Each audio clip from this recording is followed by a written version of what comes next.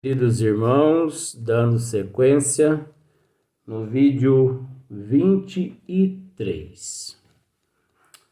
Uma outra pergunta de Allan Kardec.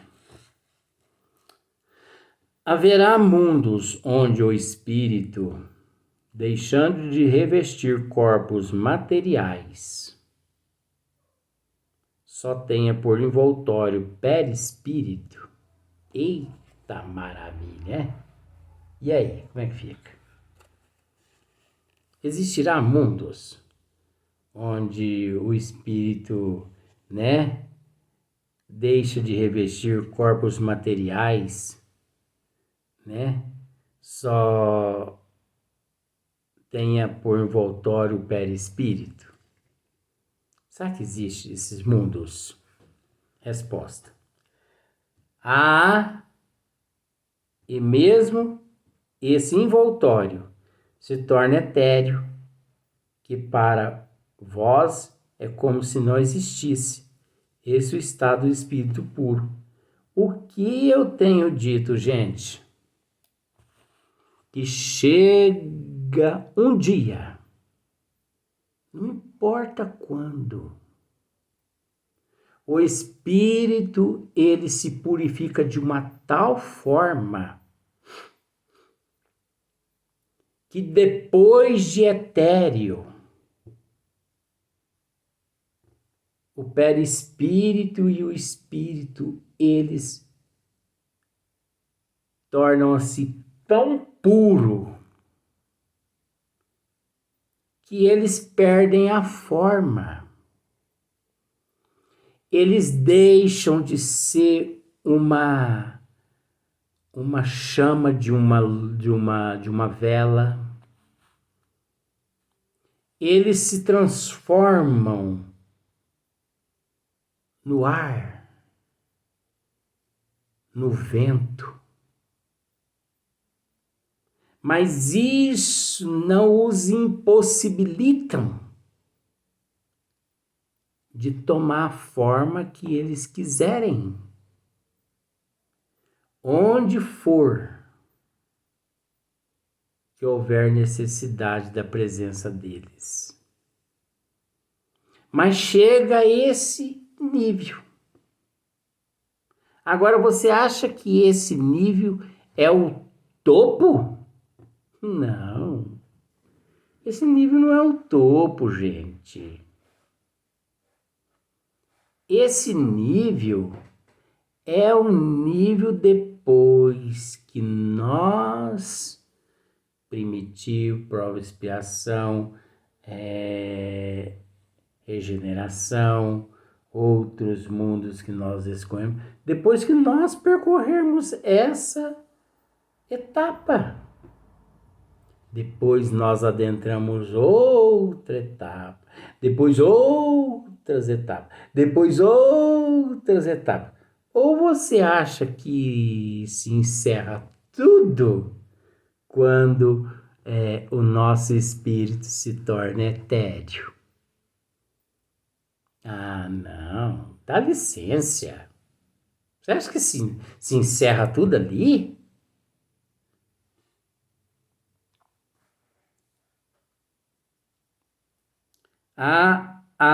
Mesmo esse envoltório torna tão etéreo que para vós é como se não existisse. Esse é o estado do espírito puro. O estado do espírito puro. Vocês observam, gente, que os espíritos são inteligentíssimos.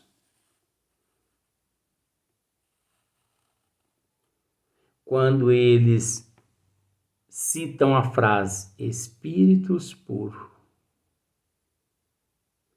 Por quê? Eles nunca poderiam, vamos raciocinar, eles nunca poderiam responder a Kardec. Esse o estado, o estado puro. Esse é o estado puro. Observe você ver. Eles dizem assim, esse é o estado dos espíritos puros. Por que que eles inverteram? Porque puro é só Deus. E Deus, por que que eles usaram aqui a frase espíritos puros? Porque Deus não é espírito. Deus está além de espírito. Que não cabe a nós discutir isso, não sabemos como vive simbolicamente os anjos e nem como. Mas isso aqui é um código dos espíritos que nós temos que raciocinar. Nós não podemos ir lendo aqui esse é o estado dos espíritos puro e pronto, sem raciocinar. Espírito puro, observa, Deus não é espírito, então ele pode dizer espírito. E na condição ali, porque ele disse espírito, já que Deus não é espírito, ele pode acrescentar puro. Porque por mais que Deus é puro, mas não é essa pureza a qual nós alcançamos um dia. Porque Deus não é espírito e Deus é puro, mas está além da pureza a qual nós compreendemos. Deus não é puro de forma que a que nós compreendemos. O nosso vocabulário, o nosso conceito é muito pobre de pureza, de perfeição. Não é essa pureza não, gente. Vamos raciocinar. Kardec insiste ainda. Ai. Parece resultar daí que entre o estado correspondente às últimas encarnações e o do espírito puro, não há linha divisória perfeitamente demarcada, não? Olha só. Demarcada, não? Olha o que o Espírito responde a ele. Semelhante demarcação não existe. A diferença entre um e outro estado se vai apagando pouco a pouco e acaba por ser imperceptível a tal qual se dá com a noite e as primeiras claridades do alvorecer. Então não tem o que se discutir. Olha uma outra pergunta de Kardec aqui. A substância do perispírito é a mesma em todos os mundos? A substância do perispírito é a mesma em todos os outros mundos? Ai, Jesus amado, parece brincadeira, Kardec, né? Mas não é que é brincadeira. São assim umas perguntas assim tão infantil, mas necessária. Porque quantas pessoas desconhecem isso? Eu estou falando assim porque eu conheço. Eu posso fechar essa página aqui e ler para você assim, ó, recitar para você. Mas quantas pessoas não conseguem fazer isso? Né? A substância do perispírito é a mesma em todos os mundos? A substância nossa, do nosso perispírito, é a mesma em todos os outros mundos? Não. É mais ou menos etérea. Passando de um mundo a outro, o espírito se reveste da matéria própria desse outro, operando-se, porém, dessa mudança com a rapidez do relâmpago. É lógico que o perispírito, ele, de mundo em mundo, ele vai se apropriando da matéria daquele orbe, para que o espírito, através dele, ali possa sentir apoio fixo para poder ali, como se diz o termo, né? Para simplificar, para morar. Mas chega um dia que eles se aperfeiçoam tanto que eles se confundem e eles se tornam etéreos, ao ponto de, no holograma, desaparecerem para sempre. Mas não significa que esse desaparecimento os aniquilam. Não. Eles entram em outras dimensões. É aí que eu queria chegar.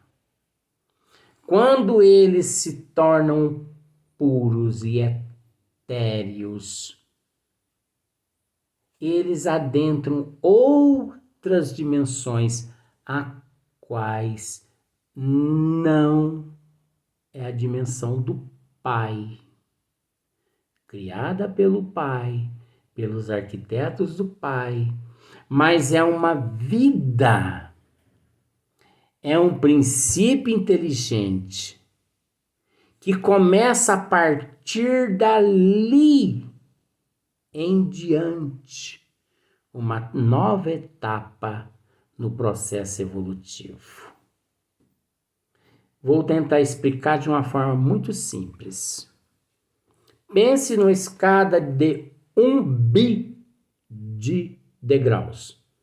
Desde quando nós fomos criados até hoje, ainda não galgamos nem o primeiro degrau. Mas vamos pensar que nós já chegamos num bi de degrau. Aí a gente fica ali sentado, né, em embarcação, bebendo água de coco. Oh, delícia! Cheguei no topo. De repente chega um instrutor e nos diz assim: gente, levanta, vamos. Que foi, seu bruto? Não. Olha essa outra escada aqui simbólica de Jacó. 2 bi de degraus. Vamos supor que nós chegamos no topo desses 2 bi. Chegou outro mentor, nos mostra outra escada. 3 bi degraus. E assim, gente, sucessivamente, incessantemente. Ninguém estaciona, ninguém se detém, ninguém para. Não existe descanso, existe trabalho. O trabalho é a lei do progresso. Então nós não sabemos como vivem esses seres. Nós não sabemos como vive nem onde vive. Então esses seres, nós quando chegamos ao estágio, estágio, não sei, você entendeu? Quando nós chegamos ao estado de etéreo, que nós desaparecemos aos olhos, nossa, que os espíritos que chegaram a esse plano desaparecem aos nossos olhos aqui, eles entraram numa outra dimensão que terão pela frente mais bilhões de degraus. Vai começar uma nova etapa na evolução dele. E sabe quando ele será considerado um espírito bem-aventurado? Depois que ele superar aqueles 3, 4, 5 bilhões de degraus. Mas ainda não é suficiente. Ele vai conquistar outras virtudes que lhe dará condições de ele entrar noutro sistema. E assim por diante. Agora pensar, gente, que tudo isso encontra-se dentro do corpo de Deus. Encontra-se no corpo de Deus. Então vamos pensar assim, gente. Nós ainda somos uma bactéria no chinelo de Deus. Imagine, ao que nós estivermos lá perto do cangotinho dele. Aqui no cangotinho de Deus, ó. Mas vai demorar. Mas vai demorar. Então, a substância do perispírito é a mesma em todos os mundos? Não. É mais ou menos etérea, passando de um mundo ao outro. O espírito se reveste da matéria própria desse outro, operando-se, porém, essa mudança com a rapidez do relâmpago. É o que eu acabei de dizer. Operando essa mudança com a rapidez do relâmpago. É a evolução. É a perfeição. Né? Olha aqui outra pergunta. Os espíritos puros habitam mundos especiais ou se acham no espaço universal sem estarem mais ligados a um mundo do que a outros? Eita, Kardec, hein? Ao mesmo tempo, para complicar e deixar a gente com a cabeça mais branca. Os espíritos puros habitam mundos especiais ou se acham no espaço universal sem estarem mais ligados a um mundo do que a outros? Resposta: para você que acha que esses espíritos evoluidíssimos não habitam mundo. Não sou eu aqui o doido que digo não. Livro dos Espíritos de Kardec. Vai brigar com Kardec. Aqui, ó. Habitam certos mundos, mas não lhes ficam presos como os homens à terra. Podem melhor do que os outros estar em toda parte. Você viu que eles habitam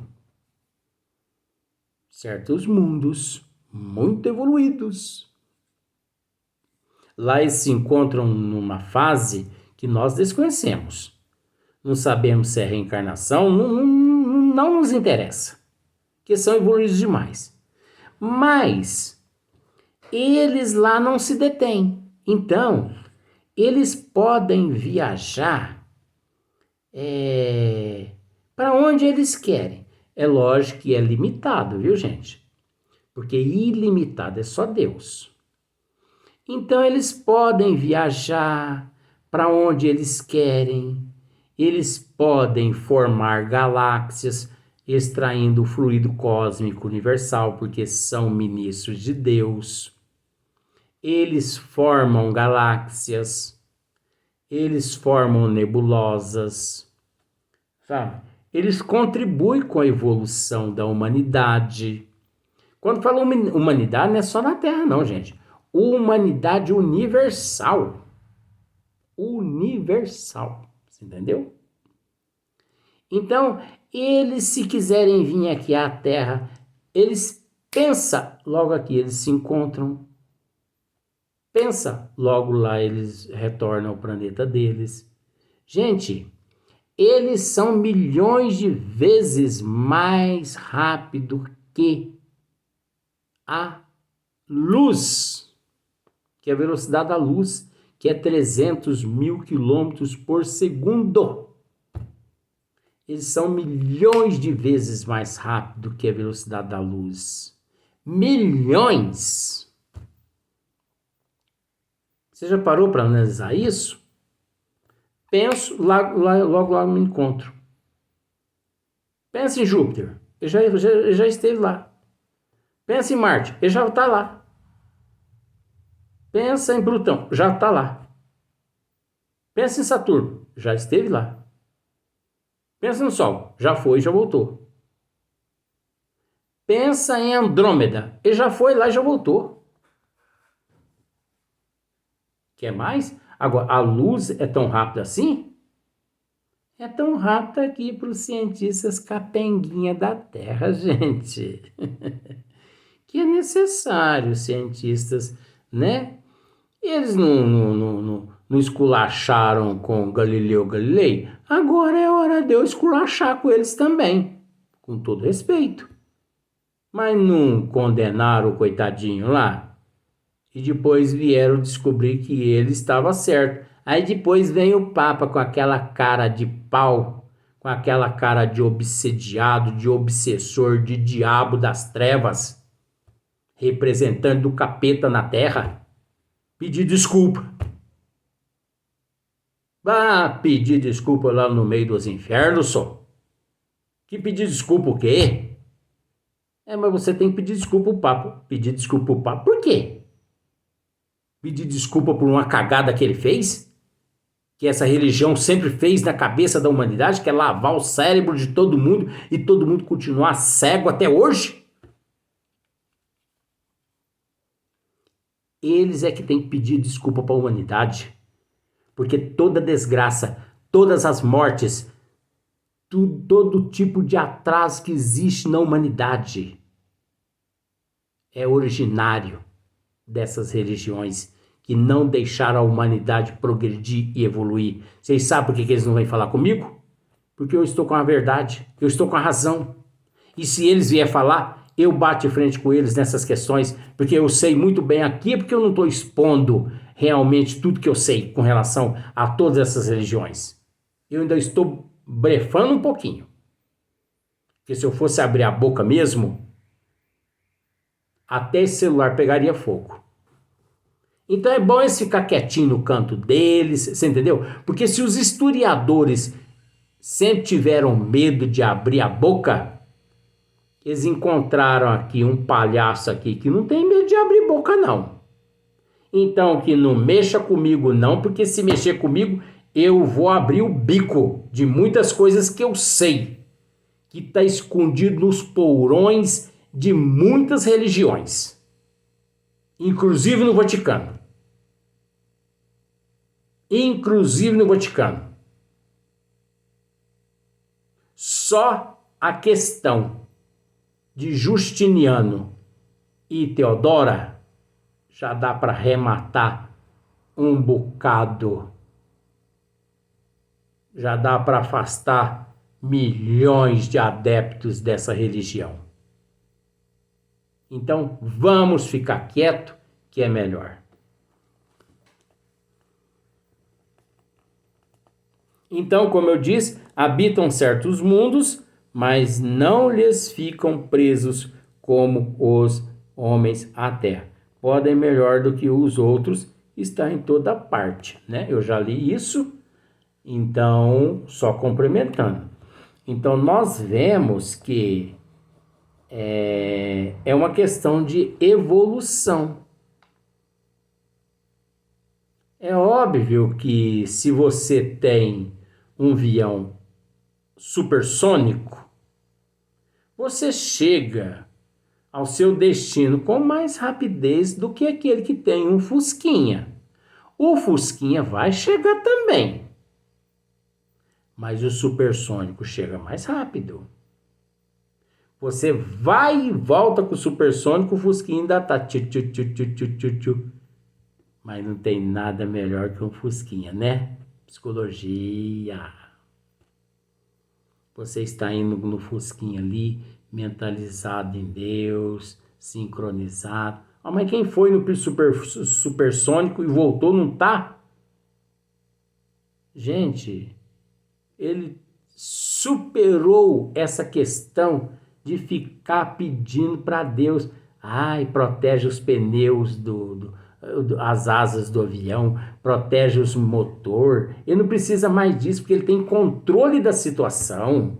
Enquanto quem está no Fusquinha precisa ficar pedindo proteção para as rodinhas do Fusquinha. Rodinha fininha, pode tombar. Tudo psicologia isso aí. Não generaliza e cada caso é um caso. Então vamos para o outro vídeo.